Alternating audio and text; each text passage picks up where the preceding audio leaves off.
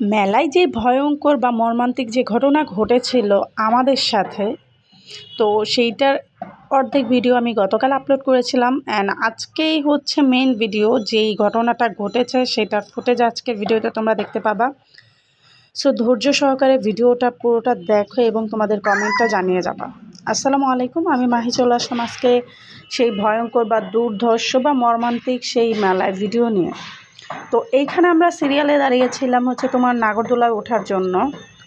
নাগরদোলা আমি কিন্তু প্রচণ্ড পরিমাণ ভয় পাই, অ্যান্ড তারপরেও আমরা নাগরদোলায় টিকিট কেটেছি। যেহেতু এখানে বড়দের কোনো রাইড ছিল না, আমার খুব ইচ্ছে করছিল রাইডে ওঠার জন্য। অ্যান্ড সব প্রবলেম বা সব কিছুর মূলই হচ্ছে এই নাগরদোলা। আসলে আমি এই নাগরদোলা মানে খুবই ভয় পাই, অ্যান্ড এইটার মধ্যে আসলে অ্যাক্সিডেন্টটা ঘটে যায়। এই যে লোকটা আসলে এটা হ্যান্ডেল করতে পারতেছিল না, তারপরেও আমরা ভাবছিলাম যে এটা খুব নর্মাল একটা বিষয় বা এটা খুব অত সিরিয়াসভাবে নেওয়ার মতো কিছুই না। যাই হোক, টিকিট কেটেছে, এখন ওঠার পালা। তো ভালোই নাচতেই আসলে আমরা উঠে গিয়েছিলাম, নাগরদোলায় উঠে গিয়েছিলাম। ওঠার সময় তেমন কোনো ভয়ঙ্কর কিছুই ঘটে নাই। ওই যে বললাম মানে উনি এই ইয়েটারে কন্ট্রোল করতে পারতেছিলেন, এই চাকাটাকে কন্ট্রোল করতে পারতেছিল না। অ্যান্ড এনি টাইম মনে হচ্ছিলো যে চাকাটা খুলে বা এটা পড়ে যাবে, মানে এটা কন্ট্রোল হচ্ছিল না এই লোকটার দ্বারা।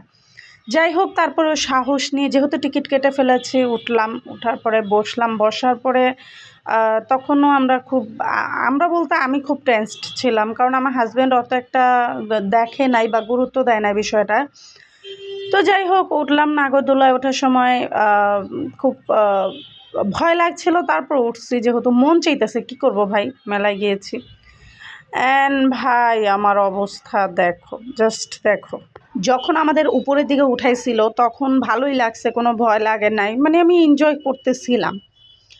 এরপর উপরে থেকে নিচে ভিডিও নিচ্ছিলাম, সব কিছুই ওকে ছিল, কোনো প্রবলেম ছিল না। প্রবলেম এই যে এখন শুরু হবে। আমি এদিকে আমার হাজব্যান্ডকে ফাইজলামি করে জিজ্ঞেস করছিলাম, তোমার কি ভয় লাগতেছে?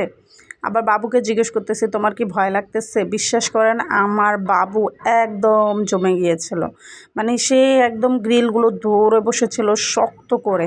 তো উপরে যতক্ষণ ছিলাম ভালোই ছিলাম, আমারও তেমন একটা ভয় লাগে নাই ভাই। এই যে এখন যে শুরু হয়েছে, এই যে ভয়টা,